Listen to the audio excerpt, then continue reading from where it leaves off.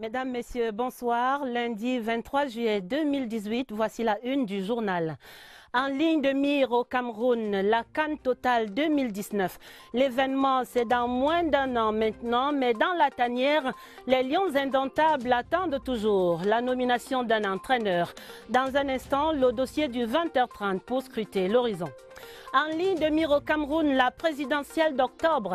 Les camps se dessinent, les soutiens se précisent pendant que le Conseil électoral analyse les 28 dossiers de candidature. Nous faisons le point. En ligne de mire, la réduction des accidents de la route au Cameroun, mais les agences de voyage jouent toujours en eau trouble. Clarification sur leur cahier de charges, c'est la grande enquête du 20h30.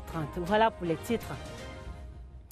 Le sablier s'écoule inexorablement dans moins de 345 jours maintenant. Ce sera le coup d'envoi de la CAN Total 2019 à Yaoundé. Le 20h30 ouvre le dossier ce soir dans la perspective de cette grande fête de la culture et du football africain au Cameroun. Principal centre d'intérêt dans le journal, l'état des lieux dans la tanière des Lions indomptables. En moins d'un an de cet événement, les quintuples champions d'Afrique cherchent toujours un entraîneur, sélectionneur. Le point sur ce front des appels à candidature et autres auditions, c'est avec Wilfried Koto. Motus, bouche cousue à la FECAFOOT. Des voix autorisées ne s'expriment point sur la question du futur entraîneur des Lions indomptables. Au-delà du mur de silence de la FECAFOOT, toute investigation faite auprès des sources dignes de foi, une liste de 3 entraîneurs a été établie par la commission ad hoc en charge de l'évaluation des candidatures au poste d'entraîneur sélectionneur des Lions indomptables. Cette ultime shortlist a déjà été transmise à l'appréciation de la très haute hiérarchie. Une liste de 3 sous le sceau du secret, rien, mais alors rien, n'a filtré sur les 3 retenus. Ce que l'on peut appeler les 3 finalistes à la candidature de sélectionneur du Cameroun sont issus de la précédente shortlist de 5. De ce quintet, 3 ont été auditionnés à Paris en avril dernier. Révélation faite lors d'un point de presse du comité de normalisation. Le Portugais Carlos Queiroz, 65 ans, présentement entraîneur de l'Iran, ex-entraîneur du Portugal, des Émirats Arabes Unis, de l'Afrique du Sud et du Real Madrid, double vainqueur de la Coupe du Monde des U20 avec le Portugal. Le Gallois John Toshak, 69 ans. Il vient de s'engager avec un club iranien. C'est le palmarès le plus ronflant des 3. 12 titres remportés en Europe, 2 fois champion d'Espagne avec le Real Madrid. Il n'a jamais entraîné une sélection africaine. Le Français Alain Giresse, 65 ans. Du trio, il a le plus grand vécu en Afrique. 11 ans de présence continue, entraîneur des sélections du Gabon, Sénégal et le Mali, sélection avec laquelle il a gagné la médaille de bronze à la CAN en 2012. C'est le seul libre de tout contrat. 2 candidats, le français Philippe Troussier et l'allemand Anton Hey, n'avaient pas répondu présent à l'audition de Paris. L'heureux élu sortira des 3 candidats auditionnés, en principe, mais pas forcément. Spéculation de journalistes. On le comprend, tout est encore à faire dans ce champ-là. Si les chantiers des infrastructures avancent progressivement, selon les récents constats des visites sur le terrain effectuées par le Premier ministre Philemon Yang, sur le chantier principal, celui de la préparation de notre équipe nationale à la victoire, tout semble donc encore en friche. D'énormes défis qui interpellent les Lions indomptables et les officiels. Raphaël Nkoa. Le politique et la demande populaire ont fixé le cap, remporter la CAN Total 2019. Mais le navire Lions indomptables ne dispose encore d'aucun instrument de navigation et la météo n'est pas des plus favorables. Alors que le temps est désormais compté. À 11 mois du début de la compétition, les interrogations se succèdent. Le nom du sélectionneur n'est toujours pas connu.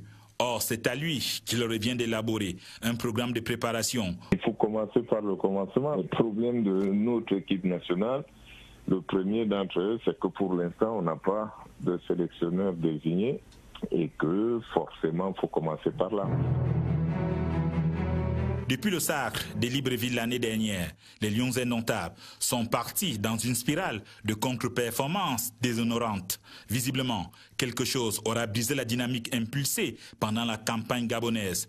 Les Lions indomptables doivent retrouver ce qui a toujours fait leur force. Les joueurs camerounais sont déversés dans tous les championnats du monde entier. Il va falloir trouver un groupe, leur donner le temps de travailler, de former le groupe et finalement de vivre ensemble pour pouvoir reconquérir ce titre-là. La logistique et l'intendance ne constituent pas des détails. Elles sont au cœur de la problématique de la performance sportive. Entre vols retardés, hôtels non réservés, repas non servis et questions de primes, les joueurs ne se sont pas toujours concentrés sur l'essentiel et les résultats sur le terrain en ont longtemps souffert. Si on veut réussir, il faut savoir que le staff tout entier d'une équipe nationale doit être composé en pensant que tous ces gens-là leur travail doit concourir à la même réussite. Toutes ces interrogations crassent encore l'avenir des Lions indomptables en pointillé, alors qu'il est plus qu'urgent qu'une ligne continue d'action soit définie. Plein feu à présent sur l'acteur principal au cœur de ces questionnements, la FECAFOOT, qui travaille encore à se doter des textes acceptés par tous les intervenants. Après la récente promulgation de la loi sur les activités sportives par le chef de l'État Paul Biya, le comité de normalisation devrait transmettre le texte dès demain mardi à la FIFA avant la publication d'un nouveau calendrier électoral. Et c'est visiblement là le principal point de blocage. Voici le chronogramme de ce processus en cours à la FECAFOOT avec Évariste Yenga. À l'immeuble siège de la FECAFOOT, on l'affirme, sous anonymat, il n'y a pas de blocage au processus électoral. Mais il y a l'impact de la nouvelle loi portant organisation et promotion des activités physiques et sportives sur les projets de texte. Les textes, justement, devaient être amendés conformément à la loi désormais en vigueur au Cameroun. L'opération est bouclée déjà en commission. À leur tour, ce lundi, les membres du comité de normalisation de la FECAFOOT vérifient l'actualisation et la conformité des articles revus et corrigés. La séance de travail s'achève cette nuit de lundi. Puis, les projets seront acheminés à la FIFA pour validation dès les premières heures de mardi. Aussitôt validé, le calendrier électoral rafraîchi sera rendu public. Entre-temps, s'il n'y a pas blocage du processus, il y a sa suspension par la FIFA depuis le 20 juin 2018. L'instance mondiale du football exigeait alors la révision de la loi 2011/018 constatée incompatible avec les obligations de la FECAFOOT. Le processus a repris son cours après promulgation de la loi 2018/014 par le chef de l'État le 11 juillet dernier. Cette loi prescrit l'intégration des corps de métier à 3 instances, départementales, régionales et fédérales. Elle précise aussi le règlement des litiges sportifs et l'arbitrage, source de contentieux en cascade ces dernières années. Le statut et le code électoral de la FECAFOOT parviennent à la FIFA ce mardi. La reprise du match sera sifflée à Zurich les prochains jours. C'était donc le sport dans le journal et les perspectives de la CAN Total 2019. À la FECAFOOT, ouvrons à présent la page présidentielle 2018. Le conseil électoral est en session, le sait, la balle est désormais dans le camp de Elekam et le président Abraham Eno Egbe et les membres de l'institution ont entamé ce lundi l'analyse des 28 dossiers de candidature déposés là-bas pour la présidentielle du 7 octobre. Voici l'ambiance des travaux dans ce reportage de Agnès Solange à Bessolo. Détendus, les membres du conseil électoral le sont visiblement devant cette pile importante de documents à examiner au cas par cas dès ce lundi 23 juillet. Ils ont donc maintenant 20 jours pour valider la conformité de chaque dossier de candidature. Le travail se fait en 2 temps. D'un côté, les 22 candidatures investies par les partis politiques avec leurs spécificités. De l'autre côté, les 6 candidatures indépendantes. Les conditionnalités sont différentes. Par exemple, le point de la nationalité, le point du casier judiciaire, le point même de la caution. Et même pour les partis politiques, les candidats indépendants, il faut au moins 300 signatures. Au vu de la sérénité qui se présente déjà, nous sommes rassurés que nous allons entamer, arriver à bon port avant la date butoir. À travers cet exercice, le Conseil électoral peut accepter ou déclarer irrecevable une candidature selon l'article 125 alinéa 1 du Code électoral. Dans les détails, les 28 dossiers de candidature seront tour à tour passés au crible. À la fin du processus, le Conseil électoral arrête et publie la liste des candidats. Notification en est faite immédiatement au Conseil constitutionnel. Dans la perspective de cette élection présidentielle, la région du littoral réaffirmait hier dimanche son soutien indéfectible au candidat Paul Biya. Un grand meeting qui a rassemblé militants et sympathisants du RDPC autour du ministre d'État Laurent Esso. Il est par ailleurs le chef de la délégation permanente régionale du comité central. Ce grand meeting a mobilisé également de nombreux partis proches du RDPC et l'élite de la région. Le reportage à Douala, Léon Bertrand, Tanefo. Pendant plus de 2 ans, ils ont émis des appels pressants au président de la République, lui demandant avec humilité de se porter candidat à l'élection présidentielle d'octobre 2018. Après mûre réflexion et conscient de ses responsabilités devant le peuple camerounais, Paul Biya a décidé le 13 juillet dernier par un tweet de donner une réponse favorable. Les militants du RDPC et de la région du littoral se sont réunis ce dimanche pour lui dire merci, mais aussi lui apporter un soutien sans faille au cours de ces élections. Notre victoire à la prochaine élection présidentielle sera le fruit de l'action concertée de l'ensemble des Camerounais issus d'horizons divers et animés par le souci de défendre et de promouvoir les valeurs essentielles qui fondent notre nation.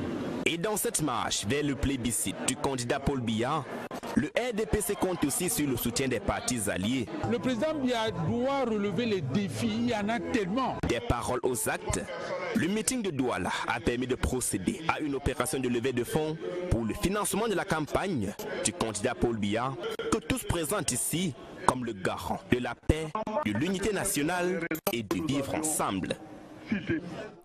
Même mobilisation du RDPC dans le département du Noun, région de l'Ouest. Les militants et sympathisants du parti au pouvoir là-bas se sont retrouvés samedi à Fumban autour du chef de la délégation permanente départementale du comité central, Daniel Njanko Lamari. Laurent Chissoukbe de CR TV Ouest pour le reportage. Le département du Noun, fier de la réponse apportée à sa vague de sollicitations. Paul Biya, son candidat à l'élection présidentielle de 2018. Le bon militant doit pouvoir dire merci à son chef qui a bien voulu lui accorder ce privilège. Les militants venus en grand nombre ont été longuement édifiés sur les acquis du renouveau. Membres du comité central, élites ou militants à la base, chacun a contribué à égrener le chapelet dans plusieurs domaines. Et toutes les grandes réalisations qui commencent déjà à porter les fruits, et tout ceci ne peut se faire que s'il y a la paix et la stabilité dans le pays. C'est pour ça que le président Paul Biya est le seul à même de conduire le pays, le Cameroun, à bon port. Pour une victoire écrasante du RDPC au soir du 7 octobre 2018, le département du Noun compte sur une forte mobilisation de ses militants et sympathisants.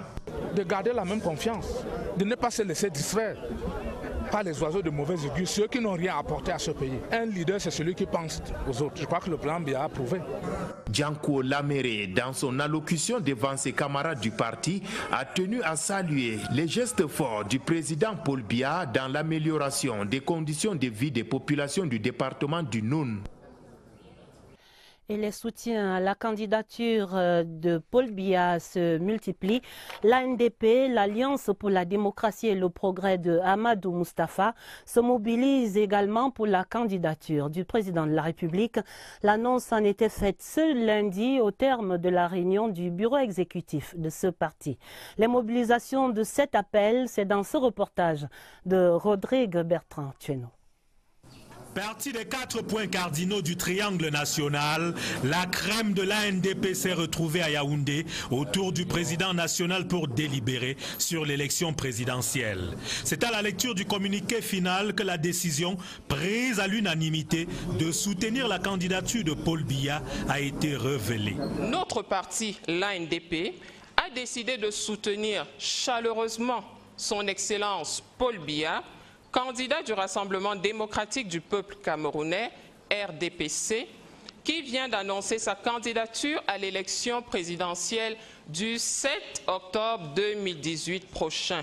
Le parti va peaufiner la stratégie de concrétisation de ce soutien. Nous allons avoir une autre petite réunion restreinte pour organiser d'une façon matérielle comment va se passer la campagne électorale sur l'ensemble du pays. Une circulaire sera donc faite et distribuée à tous les militants en temps opportun. La décision de l'ANDP porte à 21 le nombre de partis d'opposition qui ont déjà pris officiellement la résolution de soutenir Paul Biya. Boya dit halte aux villes mortes. Le maire de la ville met en garde les commerçants et autres opérateurs économiques basés dans sa municipalité. Patrick Ekema promet des sanctions contre tous ceux qui maintiendront fermées leurs boutiques les lundis. Le maire s'exprimait ainsi ce lundi même lors du lancement de l'opération de mobilisation pour l'ouverture de tous les commerces et ce, tous les jours de la semaine à Boya. Dans la région de l'Adamawa, c'est la mobilisation tous azimuts des populations contre la grande criminalité. Le sous-préfet de l'arrondissement de Ngana organisait ainsi récemment une session de formation à l'intention des comités de vigilance qu'il a constitués dans 50 villages de sa circonscription. Voyons cela dans ce reportage de Daniel Belinga Ingene. Arrondissement de Ngangha, une unité administrative dans la Damawa, tristement célèbre de par son insécurité galopante, enlèvement avec demande de rançon, cambriolage à domicile, agression et autres. Pour stopper le mal, le chef de terre a organisé une formation des comités de vigilance de 50 villages dans la Concré. À cœur joyeux, les populations ont massivement adhéré au concept et décident de travailler en étroite collaboration avec les forces de l'ordre. Le commandant de brigade nous a expliqué le rôle du comité de vigilance. Il nous a montré ce que le comité de vigilance ne doit pas faire. Il nous a montré ce que le comité de vigilance doit faire. Et en même temps, le commandant de BIR. Les moniteurs du jour, à savoir le commandant de la compagnie du BIR, le commandant de brigade de Ngangha, le chef de poste du BRIM, ont tous épilogué sur les méthodes de renseignement, de fouilles systématiques des personnes suspectes, sans toutefois oublier qu'un comité de vigilance n'est pas une armée dans l'armée, mais plutôt un auxiliaire des forces de l'ordre. Pour sa part, le sous-préfet est revenu sur l'organisation des comités de vigilance de jour comme de nuit pour avoir les résultats escomptés. Il est donc important pour l'autorité administrative de redonner confiance à ces populations, de protéger ces populations ainsi que leurs biens. Certains chefs de village ont reçu les téléphones portables avec puces pour renseigner à temps réel les autorités. Pour peaufiner les stratégies de défense, les forces de l'ordre, le sous-préfet et les membres du comité de vigilance se sont retirés pour le huis clos. Reparlons de la sécurité ou plutôt de l'insécurité sur nos axes routiers. Chaque semaine apporte son lot d'accidents de la circulation et ses morts. Les campagnes et autres appels des officiels du secteur ne semblent pas pouvoir infléchir cette lourde tendance. La grande enquête du 20h30 regarde ce soir de plus près à l'une des causes évidentes de ces graves accidents répétés, les agences de voyage et leur fonctionnement ou plutôt leur dysfonctionnement. Oswald Modon relie ici la réglementation et les cahiers de charges dans ce secteur du transport de masse au Cameroun. Le secteur pèse lourd avec chaque jour des centaines de milliers de passagers, normal que le transport fasse courir. Le Cameroun compte environ 215 agences de voyage, dont une quarantaine pour la seule région du centre. Dans les faits, cependant, il serait beaucoup plus nombreux que ça. Beaucoup d'individus se mettent à transporter des gens sans avoir les pièces qu'il faut. Quelqu'un qui font dans la clandestinité ne paye pas les impôts. Et pourtant, l'accès au secteur est bien régi par la loi. Il est assujetti à l'obtention d'une licence de deuxième catégorie et de 2 agréments. Ce à quoi il faut ajouter un cahier de charges long comme le bras. Faire parvenir à l'administration centrale des catégories. de tous les véhicules que ces personnes comptent utiliser, les visites techniques, le carte bleue, un extrait des carnets judiciaires, des pièces justificatives d'une installation, d'un hangar, d'un terminal de voyage, la liste des permis de conduire des différents conducteurs, la liste d'affiliation de tous ces conducteurs à la CNPS. Hors micro, le doigt accusateur de certains acteurs est pointé vers l'administration. C'est la conséquence directe de la tolérance administrative. Parfois, certains exercent sur la base d'une simple demande. Beaucoup n'entament même pas les démarches nécessaires et transportent au vu au su de tous sans être inquiétés. D'ailleurs, ils sont les plus nombreux. Et pourtant, là aussi, une norme existe. On vérifie si des véhicules disposent effectivement de visites techniques. L'agent de voyage dispose un salle de repos, un planning de rotation des conducteurs. On vérifie les situations administratives de ces conducteurs, le confort de ces conducteurs, même le confort des voyageurs, le système de sécurité, un système de monitoring, de suivi des déplacements de tous ces véhicules. Ça, c'est ce qui doit être.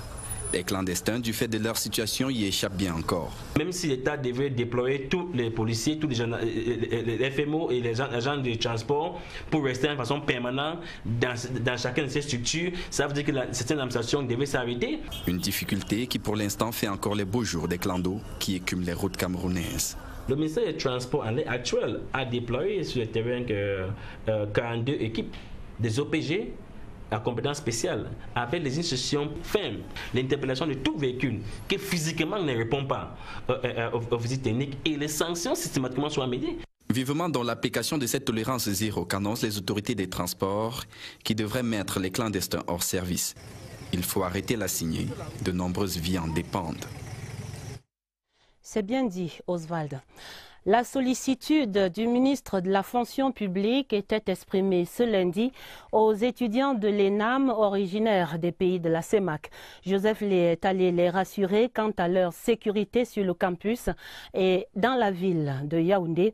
Il a également enregistré leurs doléances académiques, une rencontre en présence du directeur général de l'ENAM, Linus Toussaint-Mendjana. Voici le reportage de Catherine Toulou-Elanga. En fioriture ni complaisance, les étudiants étrangers de l'ENAM ont présenté leurs difficultés ce lundi au ministre de la fonction publique et de la réforme administrative, accompagné du directeur général de l'ENAM et quelques invités. Les difficultés liées à la scolarité sont les plus perceptibles dans cette communauté d'étudiants tchadiens, centrafricains, congolais et gabonais. L'étudiant ou l'élève centrafricain a des énormes difficultés par rapport à sa prise en charge déjà et également faire face également aux engagements liés à sa scolarité ici à l'ENAM. En réponse, l'administration plongera sur les préoccupations de ces ressortissants étrangers pour trouver des solutions concertées. Nous retenons également qu'il y a certaines difficultés qui sont des difficultés qui peuvent être gérées grâce à une concertation comme celle-ci qui nous a permis d'identifier quelles sont les difficultés que rencontrent ces jeunes futurs fonctionnaires des pays voisins et comment on peut s'organiser pour accompagner, n'est-ce pas, les États voisins à régler ces problèmes. Le directeur général de l'ENAM, Linus Toussaint-Mendjana, a rassuré les étudiants de son soutien en précisant que les doléances sont prises en compte. Les étudiants ont par ailleurs apprécié la qualité de la formation à l'ENAM et espèrent exploiter à bon escient cette formation dans les administrations de leur pays d'origine. Sur un autre campus, double cérémonie ce lundi à l'IFCPA, l'Institut de formation et de conservation du patrimoine audiovisuel, récipiendaire de la première édition du prix de l'excellence éthique de la CRTV. C'était le 1er mai dernier. L'Institut inaugurait ce lundi les bancs publics acquis grâce à ce prix au cours de la traditionnelle levée des couleurs de début de semaine. Deux cérémonies présidées par le directeur général Charles Ndongo, qu'accompagnait le professeur Nadine Machikou, la chef de la cellule anti-corruption ici à l'office. Le reportage à Ekounou, Daniel Menanga. Les pauses et autres visites à l'Institut de formation et de la conservation du patrimoine audiovisuel de la CRTV, ce sera désormais comme ça, avec des bancs et plus de confort au sein du campus. C'est bien pensé à la mine du directeur général de la CRTV à l'inauguration du bien public. avant qu'il y ait ces banques publiques qui s'asseyaient sur des cartons ou des vieilles chaises bancales.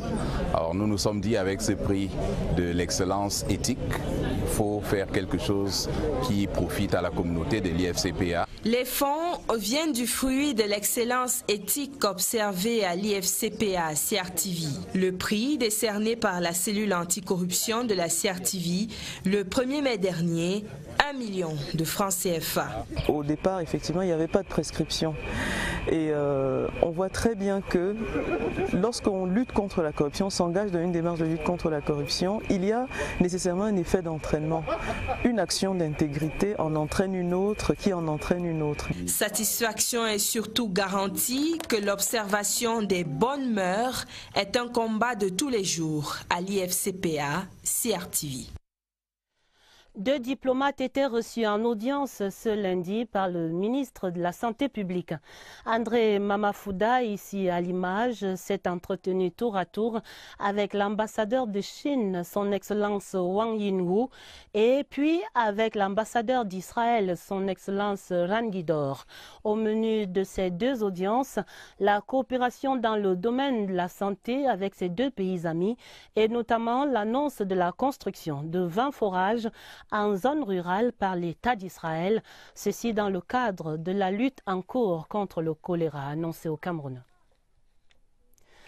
Dans la suite du journal, la société d'exploitation des parcs à bois du Cameroun à Douala qui élargit son champ d'action avec le lancement officiel de ses activités au port en eau profonde de Kribi.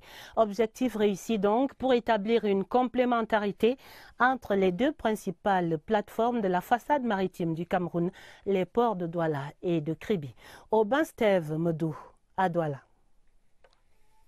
Un navire chargé de bois pour donner le ton d'une nouvelle ère dans la pratique du commerce extérieur.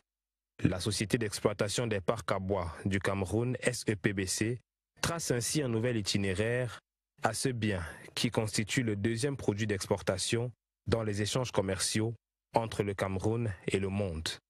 Avec à son bord 23 500 mètres cubes de grumes des clients SIM, Grumcam, Timberland et CUF, le navire Theotokos quitte le port de Kribi en direction des ports de Haiphong au Vietnam et Xiangjiang en Chine, sans escale supplémentaire.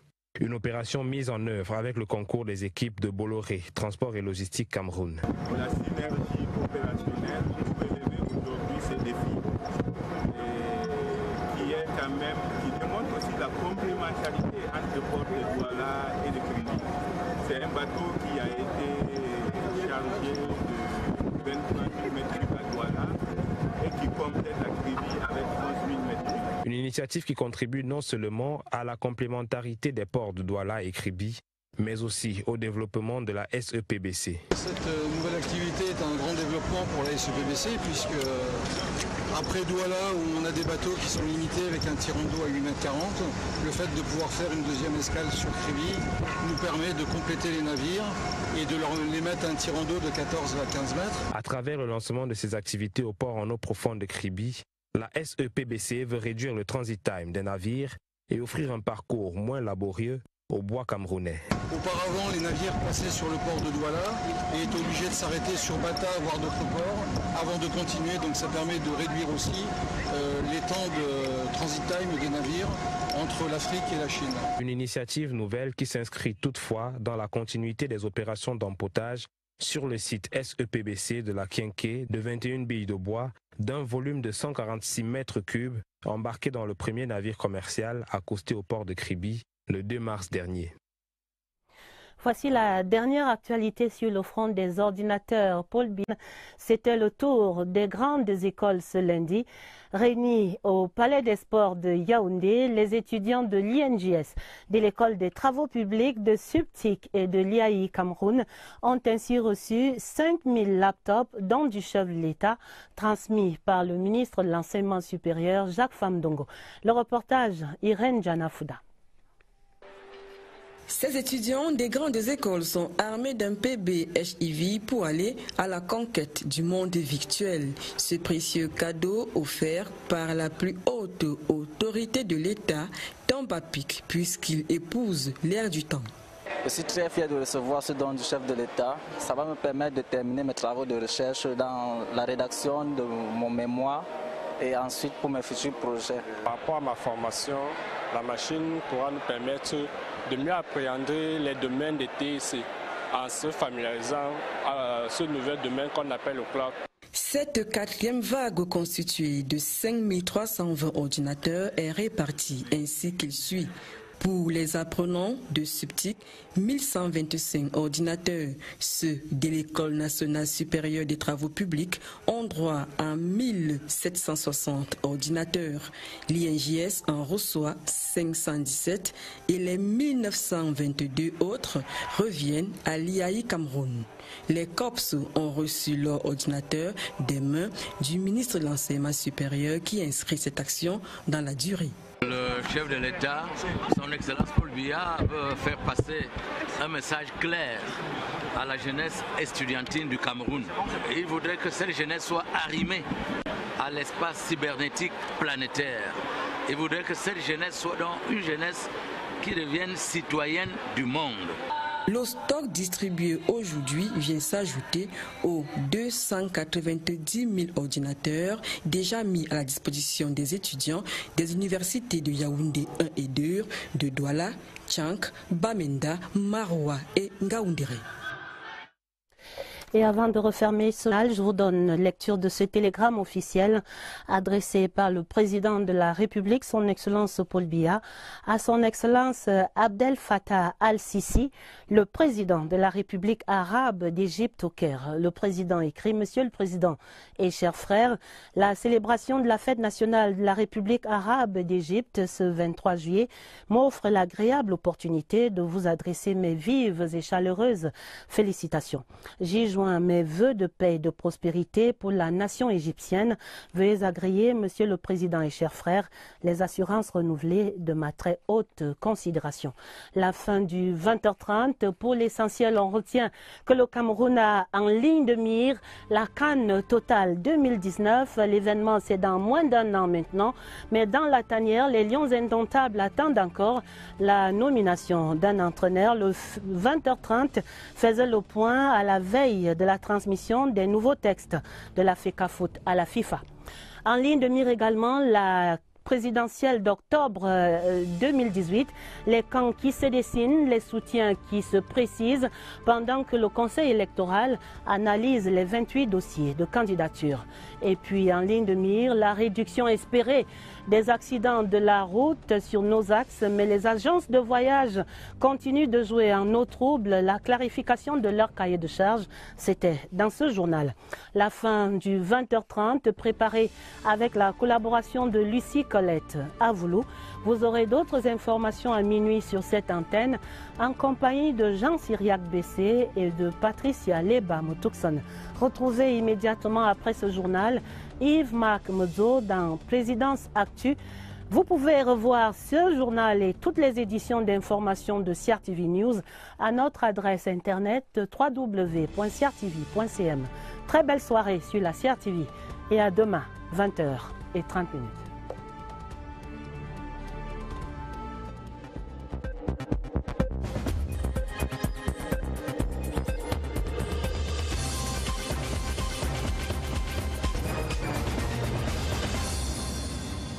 Le politique et la demande populaire ont fixé le cap, remporté la CAN Total 2019. Mais le navire Lions indomptables ne dispose encore d'aucun instrument de navigation et la météo n'est pas des plus favorables. Alors que le temps est désormais compté. À 11 mois du début de la compétition, les interrogations se succèdent. Le nom du sélectionneur n'est toujours pas connu.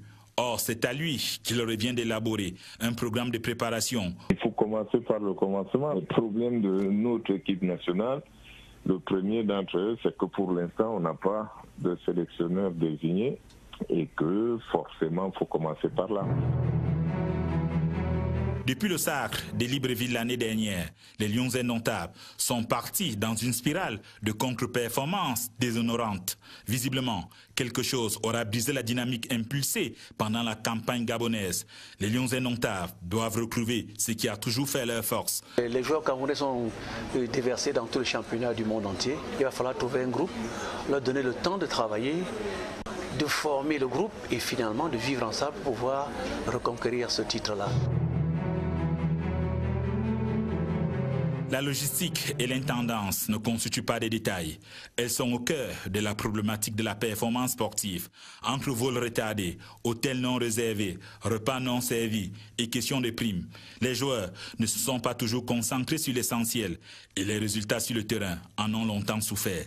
Si on veut réussir, il faut savoir que le staff tout entier d'une équipe nationale doit être composé en pensant que tous ces gens-là leur travail doit concourir à la même réussite. Toutes ces interrogations crassent encore l'avenir des Lions indomptables en pointillé, alors qu'il est plus qu'urgent qu'une ligne continue d'action soit définie. Plein feu à présent sur l'acteur principal au cœur de ces questionnements, la FECAFOOT, qui travaille encore à se doter des textes acceptés par tous les intervenants. Après la récente promulgation de la loi sur les activités sportives par le chef de l'État Paul Biya, le comité de normalisation devrait transmettre le texte dès demain mardi à la FIFA avant la publication d'un nouveau calendrier électoral. Et c'est visiblement là le principal point de blocage. Voici le chronogramme de ce processus en cours à la FECAFOOT avec Évariste Yenga. À l'immeuble siège de la FECAFOOT, on l'affirme, sous anonymat, il n'y a pas de blocage au processus électoral. Mais il y a l'impact de la nouvelle loi portant organisation et promotion des activités physiques et sportives sur les projets de texte. Les textes, justement, devaient être amendés conformément à la loi désormais en vigueur au Cameroun. L'opération est bouclée déjà en commission. À leur tour, ce lundi, les membres du comité de normalisation de la FECAFOOT vérifient l'actualisation et la conformité des articles revus et corrigés. La séance de travail s'achève cette nuit de lundi. Puis, les projets seront acheminés à la FIFA pour validation dès les premières heures de mardi. Aussitôt validé, le calendrier électoral rafraîchi sera rendu public. Entre-temps, s'il n'y a pas blocage du processus, il y a sa suspension par la FIFA depuis le 20 juin 2018. L'instance mondiale du football exigeait alors la révision de la loi 2011/018 constatée incompatible avec les obligations de la FECAFOOT. Le processus a repris son cours après promulgation de la loi 2018/014 par le chef de l'État le 11 juillet dernier. Cette loi prescrit l'intégration des corps de métier à 3 instances, départementales, régionales et fédérales. Elle précise aussi le règlement des litiges sportifs et l'arbitrage, source de contentieux en cascade ces dernières années. Le statut et le code électoral de la FECAFOOT parviennent à la FIFA ce mardi. La reprise du match sera sifflée à Zurich les prochains jours. Demande des rançons, cambriolage à domicile, agression et autres. Pour stopper le mal, le chef de terre a organisé une formation des comités de vigilance de 50 villages dans la Conquée. À cœur joyeux, les populations ont massivement adhéré au concept et décident de travailler en étroite collaboration avec les forces de l'ordre. Le commandant de brigade nous a expliqué le rôle du comité de vigilance. Il nous a montré ce que le comité de vigilance ne doit pas faire. Il nous a montré ce que le comité de vigilance doit faire. Et en même temps, le commandant de BIR. Les moniteurs du jour, à savoir le commandant de la compagnie du BIR, le commandant des brigades de Ngangha, le chef de poste du BRIM, ont tous épilogué sur les méthodes de renseignement, de fouilles systématiques des personnes suspectes, sans toutefois oublier qu'un comité de vigilance n'est pas une armée dans l'armée, mais plutôt un auxiliaire des forces de l'ordre. Pour sa part, le sous-préfet est revenu sur l'organisation des comités de vigilance de jour comme de nuit pour avoir les résultats escomptés. Il est donc important pour l'autorité administrative de redonner confiance à ces populations, de protéger ces populations ainsi que leurs biens. Certains chefs de village ont reçu des téléphones portables avec puces pour renseigner à temps réel les autorités. Pour peaufiner les stratégies de défense, les forces de l'ordre, le sous-préfet et les membres du comité de vigilance se sont retirés pour le huis clos. Reparlons de la sécurité, ou plutôt de l'insécurité sur nos axes routiers. Chaque semaine apporte son lot d'accidents de la circulation et ses morts. Les campagnes et autres appels des officiels du secteur ne semblent pas pouvoir infléchir cette lourde tendance. La grande enquête du 20h30 regarde ce soir de plus près à l'une des causes évidentes de ces graves accidents répétés, les agences de voyage et leur fonctionnement, ou plutôt leur dysfonctionnement. Oswald Modon relie ici la réglementation et les cahiers de charges dans ce secteur du transport de masse au Cameroun. Le secteur pèse lourd, avec chaque jour des centaines de milliers de passagers, normal que le transport fasse courir.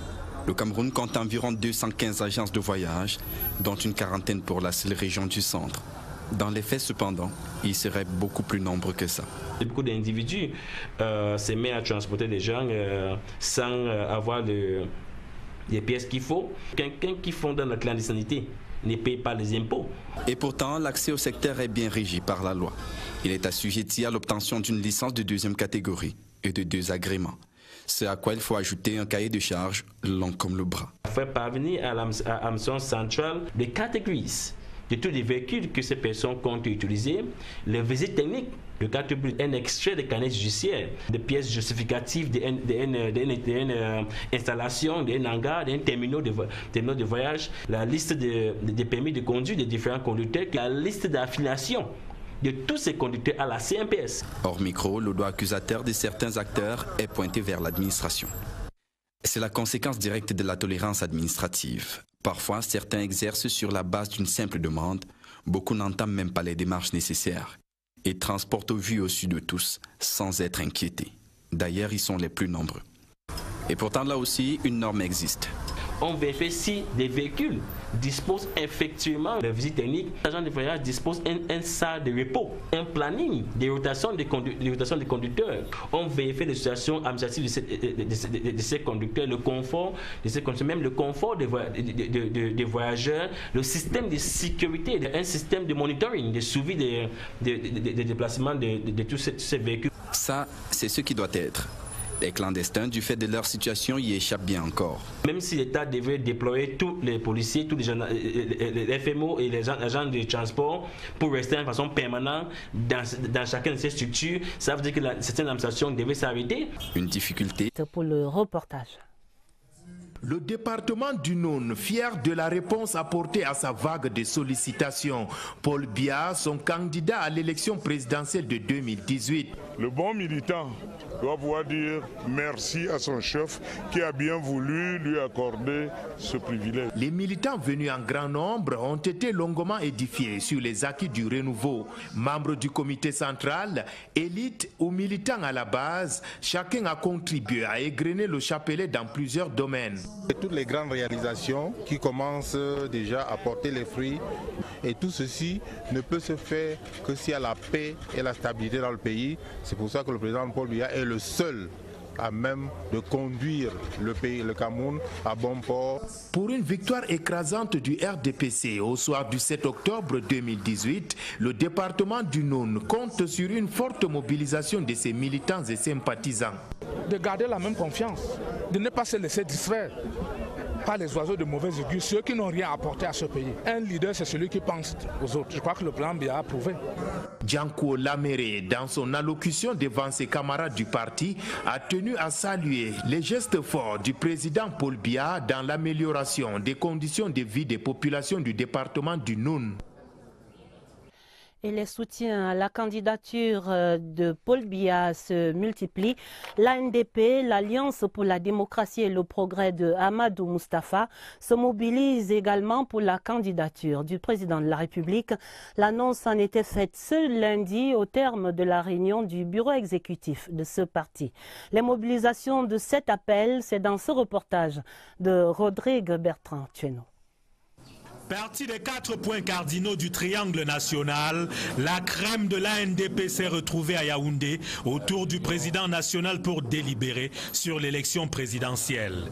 C'est à la lecture du communiqué final que la décision prise à l'unanimité de soutenir la candidature de Paul Biya a été révélée. Notre parti, l'ANDP, a décidé de soutenir chaleureusement son Excellence Paul Biya, candidat du Rassemblement démocratique du peuple camerounais, RDPC, qui vient d'annoncer sa candidature à l'élection présidentielle du 7 octobre 2018 prochain.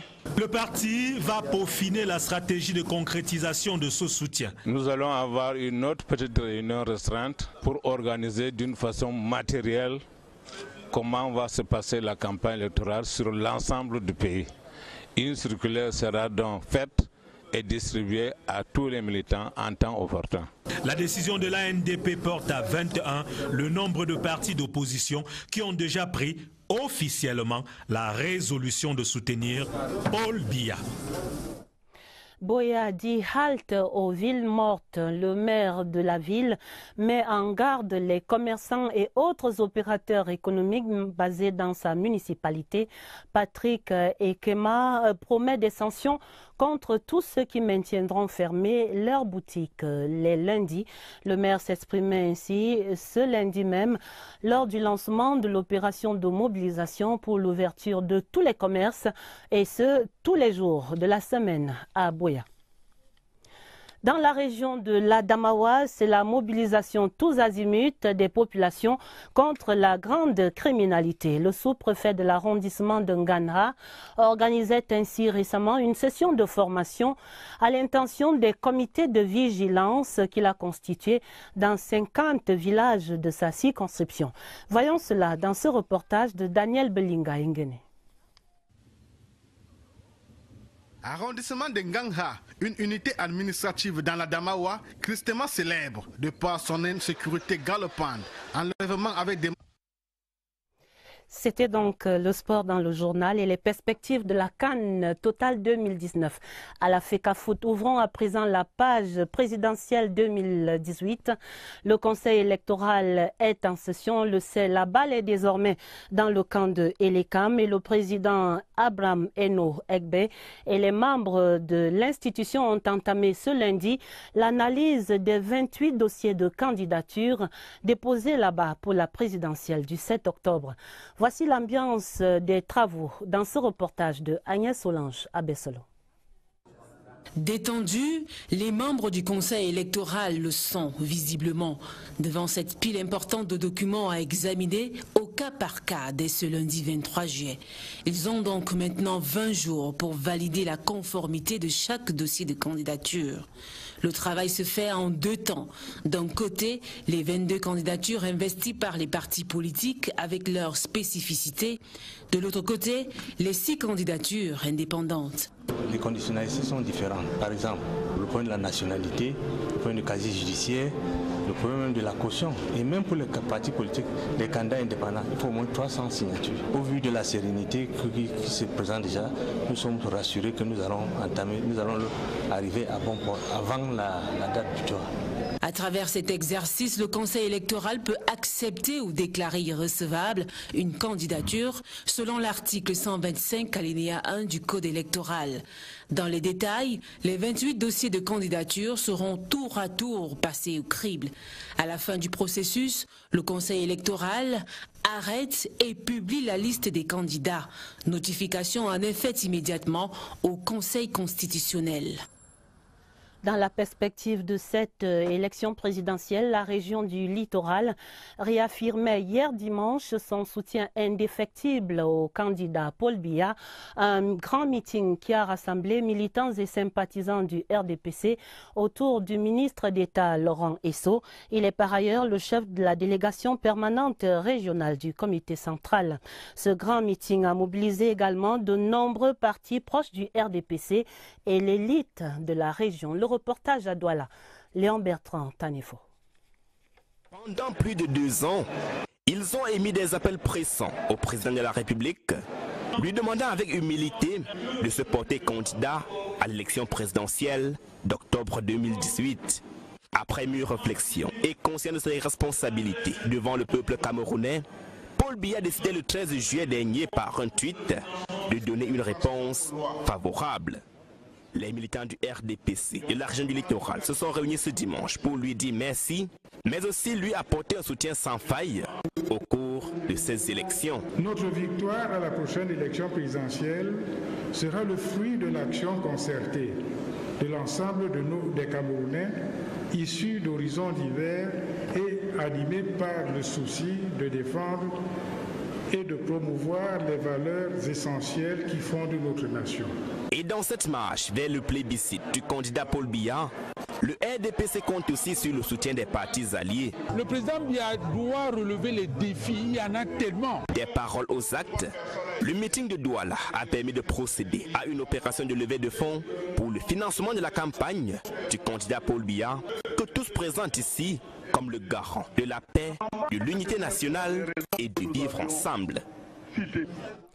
Même mobilisation du RDPC dans le département du Noun, région de l'Ouest.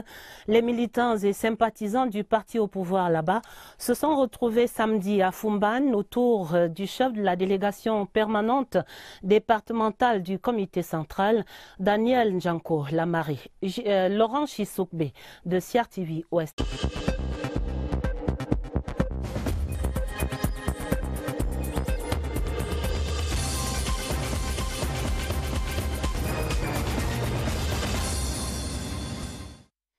Mesdames, Messieurs, bonsoir. Lundi 23 juillet 2018, voici la une du journal. En ligne de mire au Cameroun, la CAN Total 2019.